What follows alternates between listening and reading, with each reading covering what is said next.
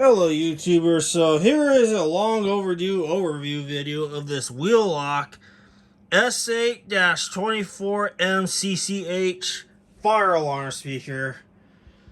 I know it's been long overdue, and I actually gotten several requests from, sorry if I mispronounce your name, RN Ceiling Fan Speakers A3057. He's been sending me few comments saying to do this speaker, so I decided, since I have the time right now, that I pull it down from up there and do this video.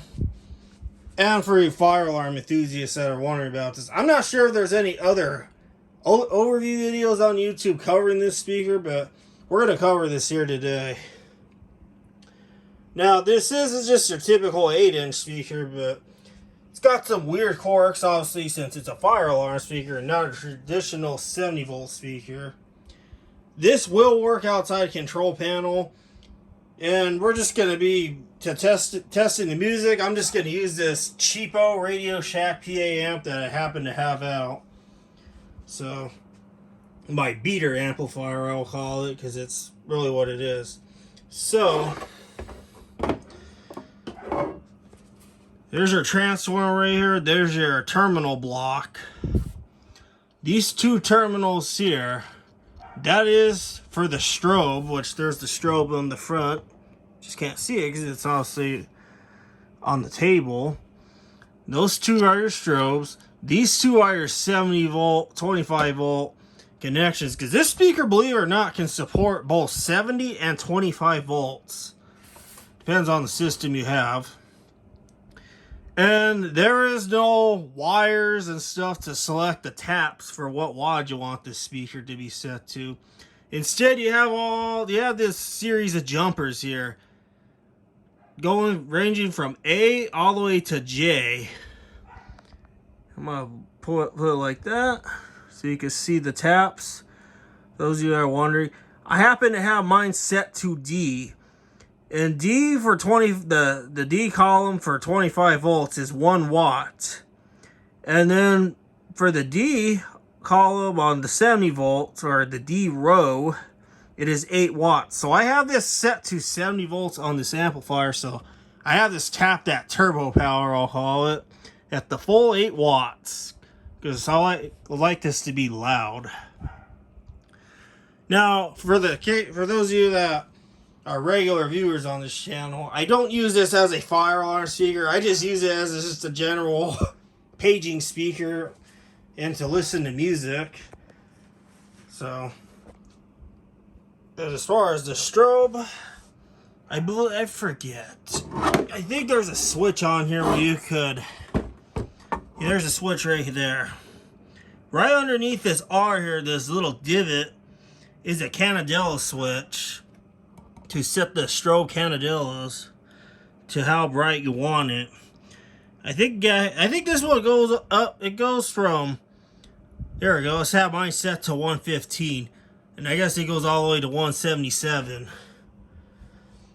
And as far as powering this strobe goes, you do not need a control panel. You just something as simple as a power supply. This one's just an old Roku power supply I had kicking around in here. This one is 12 volts at 1 amp. And if you look at the wires coming out of this Roku power supply, there is usually one wire that's got stripes on it. White stripes. That is usually your positive. And then there's one black wire with a bunch of labels on it. The wire with a bunch of labels is your negative. At least if you're using a Roku power supply like this. You have an old Roku that doesn't work anymore, so let's turn on the strobe so you can see how bright it is. Epilepsy warning for those of you that are real sensitive to flashing lights. So here we go. I know this phone gets it really well, but I don't see it flashing on the phone, but it is flashing. There we go, you can see now. It's very bright, actually. Very bright. Just this phone has a hard time capturing that.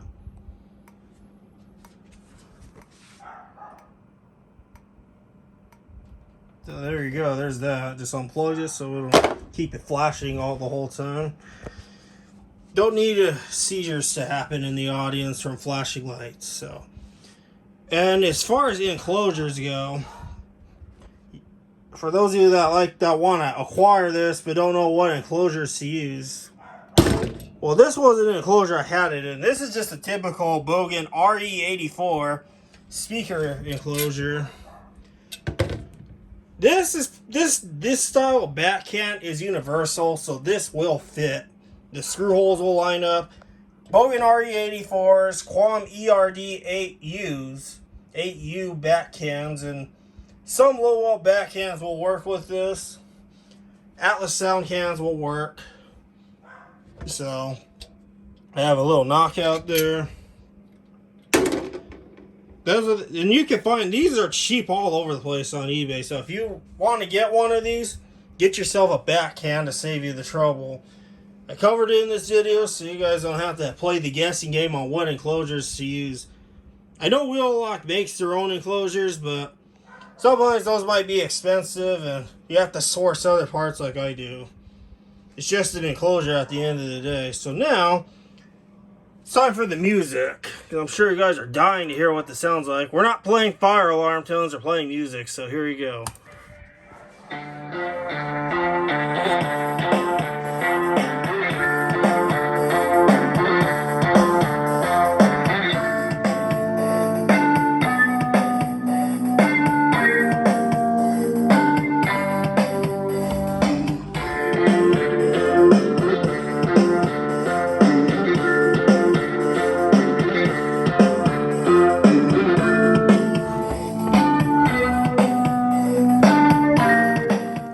So now I'm going to crank the bass up on this.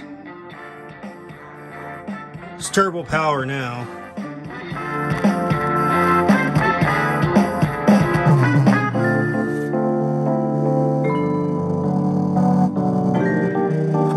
It does rattle a little bit because it's out of the old thing.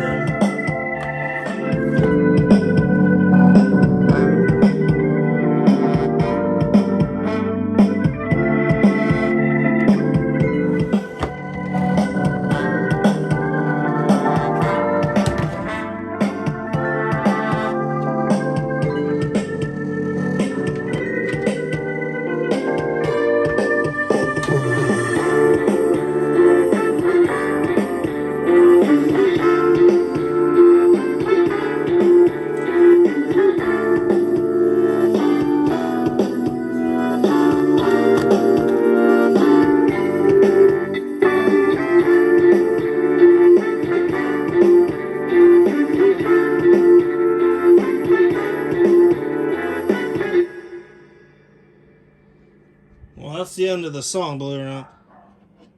This noise you kept hearing is just the volume control on this. There's nothing wrong with this. Scratchy pots. So yeah, the sound, the bass on this is nothing you gotta write home about. It sounds exactly like the speakers you see at Lowe's, or here at Lowe's. Many Lowe's locations that use the 4J speakers with the little holes in the middle, the volume control holes. That's what this sounds like. It's if you like your house to sound like the Lowe's speakers, well, this is the way to go. That's just my opinion. As you can see, I put my can on there during the video so you can kind of hear the sound difference versus just going in free air versus putting it in an enclosure. So yeah, I hope you guys enjoyed this video and maybe found this video useful for those of you that want to acquire one of these Wheelock S8 speakers here. And it's definitely nice having this on the system. I think I've had this one for probably I want to say about 4 years now. It's been a while now. So yeah, I hope you guys enjoyed this video.